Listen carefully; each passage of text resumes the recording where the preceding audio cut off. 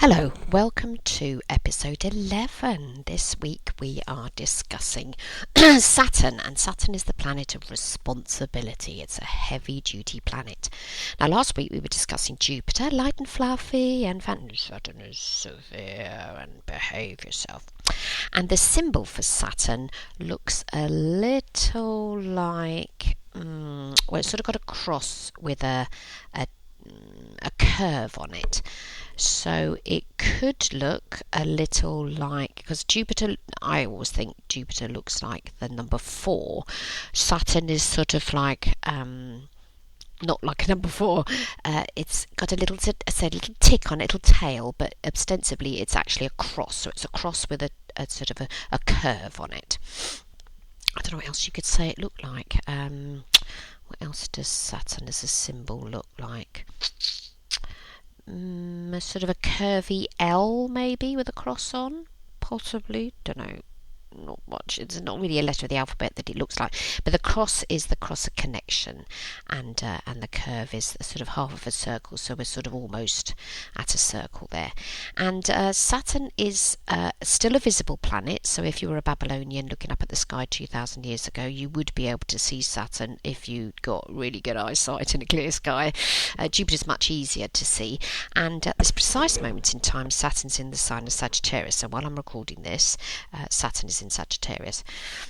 And today we're going to be discussing 2 charts. We're going to be using Queen Elizabeth II, bless her. You'll find her chart on Astro Data Bank.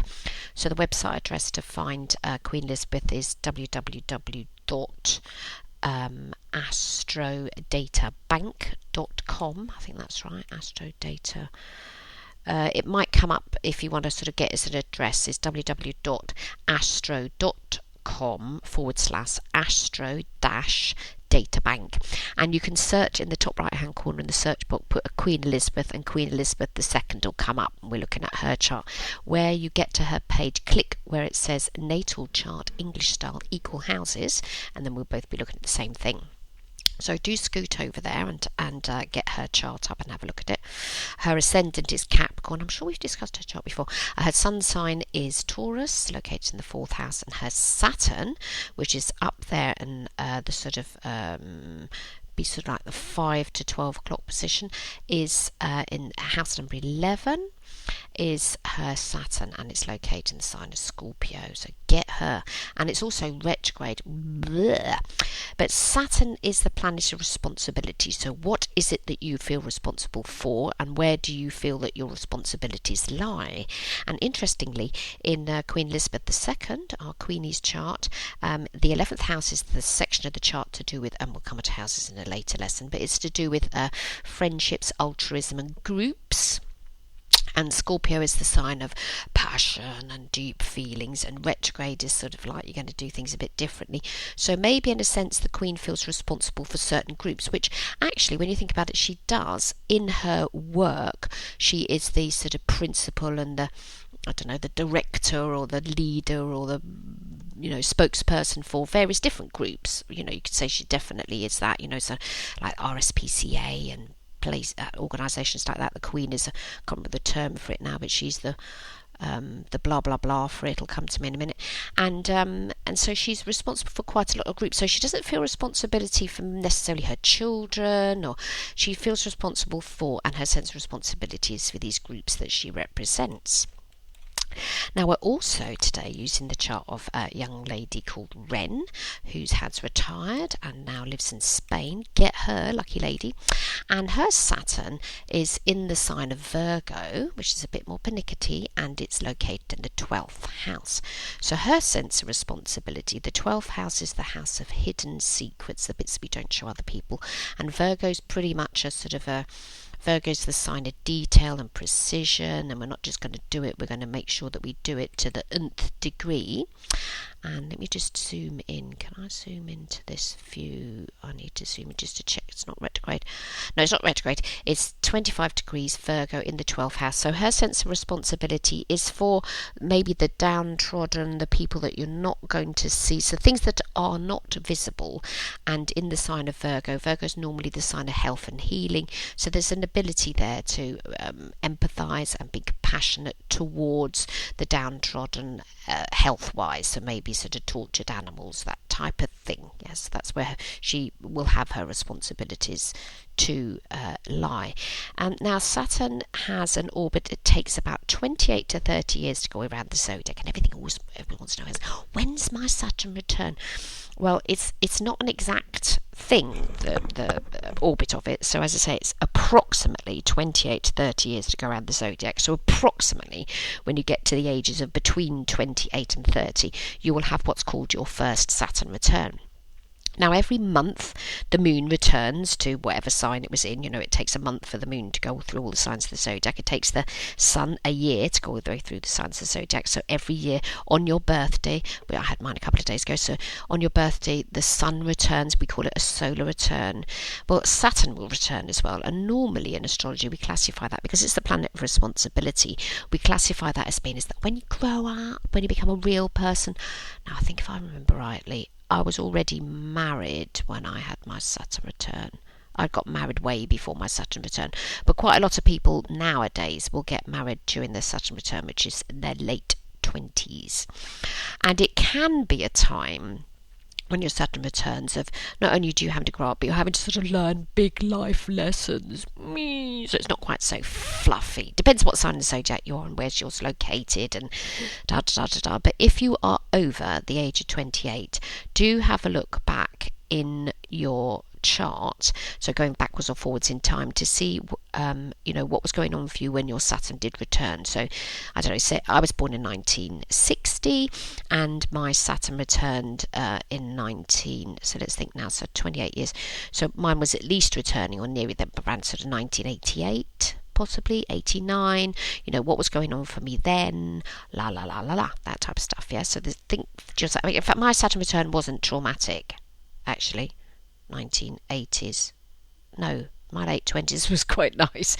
So actually I quite enjoyed it. But my Saturn natally is in its natural home of being in the sign of Capricorn. But I say, in Wren's case, she has her Saturn located in the 12th, and good old Queenie, she's got hers located in the 11th. And we've got two different signs here. We've got Wren's is in Virgo and the Queenie's in Scorpio.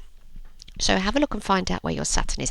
Now, it also, not only does it represent responsibility, authority, do the right thing, have you paid the bills, blah, blah, blah, but it also represents the father. So the moon represents the mother and everything maternal and nurturing, and Saturn represents responsibility, but also represents dad and authority and a sort of a male energy of who's going to tell you off or make you do things, or make you toe the line, that type of stuff. So the relationship between your Saturn and your other planets is also your relationship towards authority and traffic wardens and people that might tell you what to do. So do you have a good relationship to them or not? Now, in Queenie's case, good old Elizabeth, she's got a reasonably good attitude towards her own Saturn, because we'll project these things. We'll sort of say, oh yeah, I hate traffic wardens, when actually it's because you've got some aspect to your Saturn. It's very near her MC, and the MC, in fact it's conjunct her MC.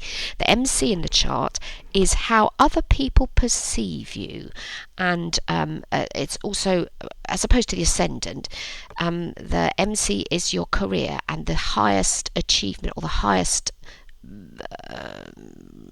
respect that you get in your life, possibly. And having her Saturn there, so her Saturn is quite high in her chart. The MC is the highest point of the chart, literally, as in above everything. And if you have a high Saturn, as in her case she does, then that's a sort of an important planet. If you look up a guy called Michael Guelguelin, can't pronounce his name, begins with a G and he's French. He studied loads of charts, and if you've got what's a high planet in your chart that's quite significant. So in her case, Saturn is about responsibility, and I suppose she is a very responsible queen. I mean, she hasn't sort of had any affairs or had sort of drug episodes or fallen over drunk anywhere. She is quite a responsible lady, yes. And being right next door to her MC, her Saturn there, then she does take her work very seriously and her career and how other people perceive her. So that's quite correct, I'd say, in her chart.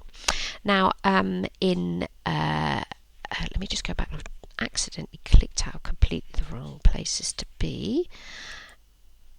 So in Wren's case, her Saturn is only sending one little message in her chart. So her Saturn goes to her MC as well.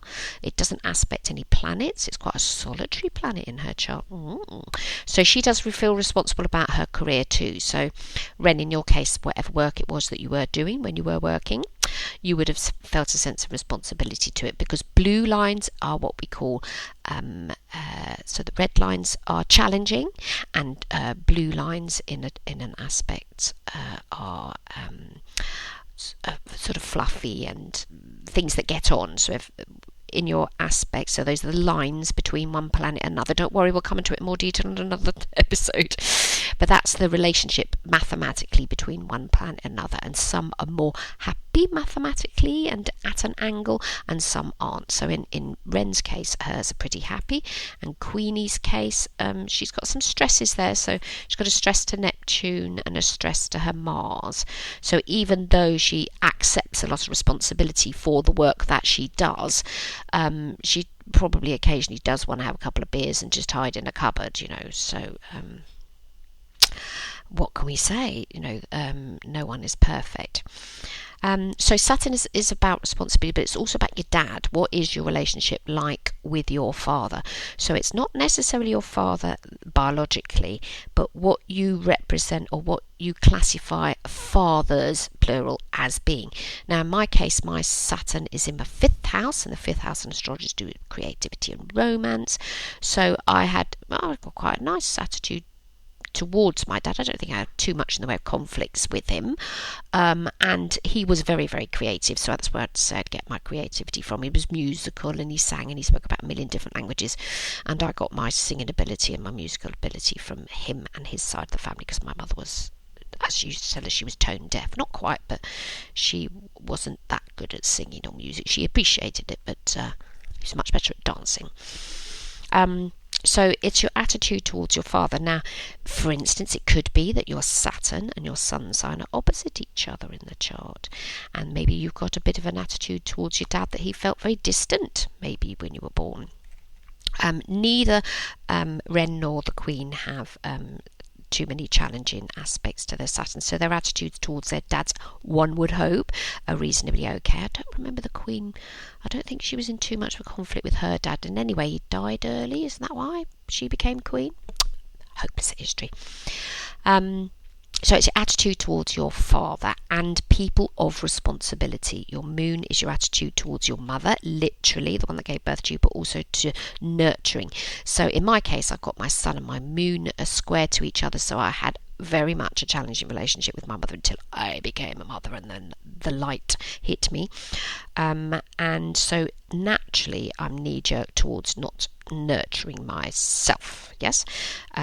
So if you've got a square aspect between your sun and your moon, or any square aspect actually is a bit more challenging, it gives you a lot more self-awareness, because you have to keep learning life's lessons. And as I say, the Queen's square is to her Neptune, and Neptune's the planet of consciousness and connecting to the divine. So maybe she sort of questions a little bit about her connection to that, and also it's square to her Jupiter and her Mars. So Mars is about action, aggression and energy, and Jupiter is about belief, and they're both in the sign of Aquarius. So maybe she's got a bit of an issue those are in her 1st and 2nd houses. Maybe some sort of, she accepts all this responsibility, but it doesn't half cost a lot of money to do it type of thing, because that's to do with finances. So find your Saturn, have a look at it in your chart. Astro.com will give you analysis of most of the planets in your chart. I think. It gives you free information. It might not mention too much about your Saturn if it's not in a particularly significant segment of your chart. But any planet that's very high, as I say in your chart, is an indicator of your attitude towards your career, actually, if it's up high like that. And in the Queen's case, she does, I think, work in a very responsible way. She's not gone off the rails yet. And in Wren's case, she has her Saturn in the 12th. So this is more that she's going to nurture and keep more within maybe her criticisms, because Saturn can also be a critical planet. You know, it's the one that sort of goes, don't have that second glass of wine and don't have the cigarettes and stuff. So your relationship towards it is important in that respect. So check your Saturn out. It's about responsibility. It's one of the planets that the Babylonians could see. It is visible with the naked eye if you are in a very clear sky. Those are now what we've done, you know, Sun, Moon, Mercury, Venus, Mars, Jupiter and Saturn. These are the inner planets. And the next 3 episodes are going to be the outer planets, and we're going to be discussing Uranus, Neptune and Pluto, which the Babylonians didn't have access to because they didn't have telescopes. And because they're not visible with the naked eye, and so astrologers had to rewrite astrology when they were discovered. So we'll be next week learning about Uranus. It's my most favourite planet. I'm going to really enjoy that lesson. I'm going to make it twice as long. Anyway, have a great week. Love you loads. Bye bye now.